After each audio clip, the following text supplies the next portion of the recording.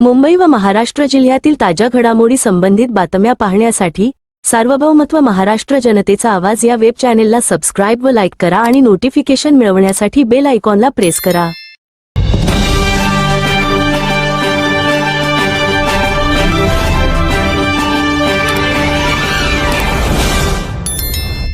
सार्वभौमत्व महाराष्ट्र जनतेचा आवाज न्यूज चॅनेलमध्ये आपले स्वागत आहे। सविस्तर महत्त्वाची घडामोडी सादर।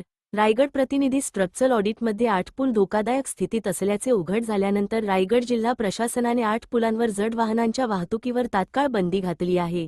जिल्हाधिकारी यांनी वाढत्या सुरक्षिततेच्या चिंता लक्षात घेऊन विशेषतः चालू पावसाळ्यात हा आदेश जारी केला आहे।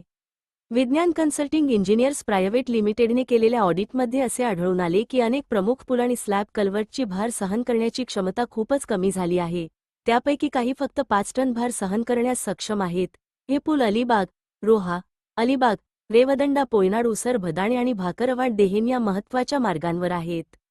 बाधित पुलांमध्ये अलिबाग रोहा मार्गावरील राज्य महामार्ग 91-5 पूल समाविष्ट आहेत, ज्यात रामराजा पूल, स्लॅब कल्व्हर्ट आणि सुडकोलीचे 2 पूल यांचा समावेश आहे, ज्या प्रत्येकाची भार क्षमता फक्त 5 टन आहे।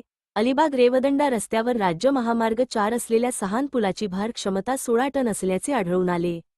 पोयनाड, उसर, भदाणे रस्त्यावर राज्य महामार्ग 90 असलेल्या नावेदार बेली पुलाची क्षमता 5 टन असुरक्षित मानली गेली, तर भाकरवाड देहेन रस्त्यावर जिल्हा महामार्ग 29 असलेल्या देहेन पुलाची भार क्षमता देखील 5 टन इतकी मर्यादित होती।